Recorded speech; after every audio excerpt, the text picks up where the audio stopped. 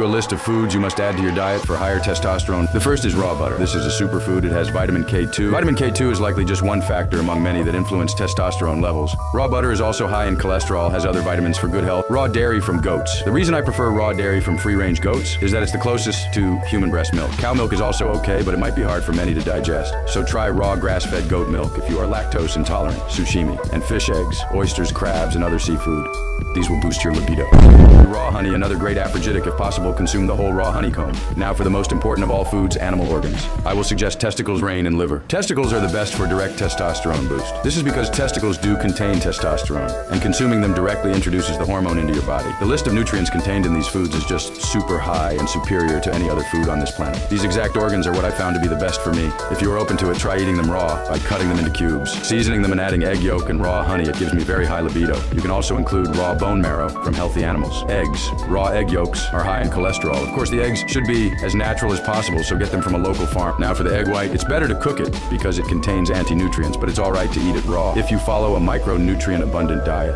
Balut is another good addition for a high libido. It's a Philippine street food, basically a hard-boiled fertilized duck egg. It's considered the equivalent of Viagra by local men, similar to the century eggs, which are basically fermented raw eggs. Some people do not need fruits, but if you are like me, I would rather not eliminate fruit from my diet, so I prefer watery fruits, such as melons, coconut water, and pineapples. Though keep in mind that fruit is not indicated for the perfect human diet. Aphrodisiac fruits are pomegranates, figs, and wild grapes. The more natural these fruits are, the better. You also must consume fruits that are local to your area and are subject to the same latitude and longitude as your skin. This means the same sun that shines on your skin shines on the fruit as well. You can also ferment them for easier digestion. Meat. Always eat your steaks as rare as possible. Blue, rare, medium, rare. It's possible to eat raw meat when it's from wild game or grass-fed animals. Some dishes you can try are raw egg yolks on top of minced meat, also known as steak tartare. An example of a healthy breakfast you can have is making a lubrication formula after you wake up. This video will show you how to make one.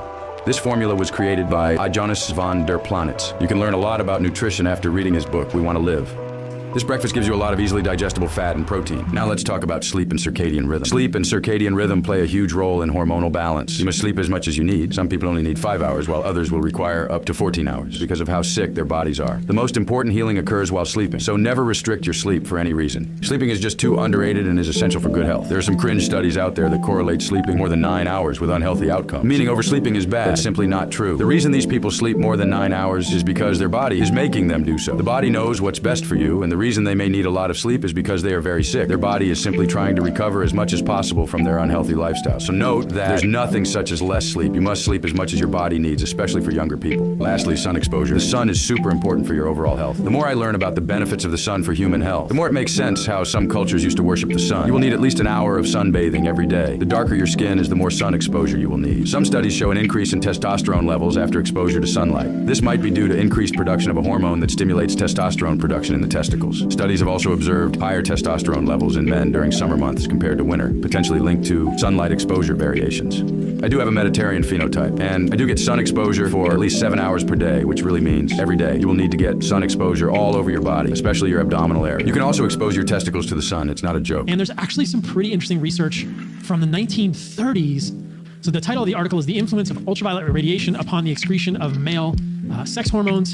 So they were looking at androsterone concentrations. And as you can see from this graphic, that 5 irradiations of the genital region elevated androsterone significantly higher and for a significantly longer time than irradiations of the chest.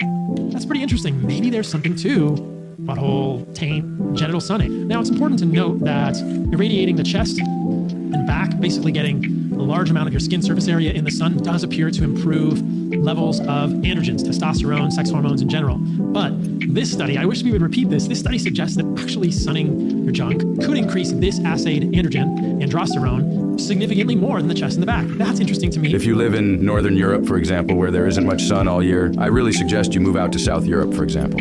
UV radiation is actually healthy. UVB reduces your risk of getting 15 types of cancers. Sunlight makes depressed people far less depressed. UV is the main thing that activates POMC in the brain. So nature made UV make us happy. The only way to get enough vitamin D is through UVB exposure. Supplements exist, but you might mess up your natural vitamin D production. Now, some resources I can recommend for good health advice would be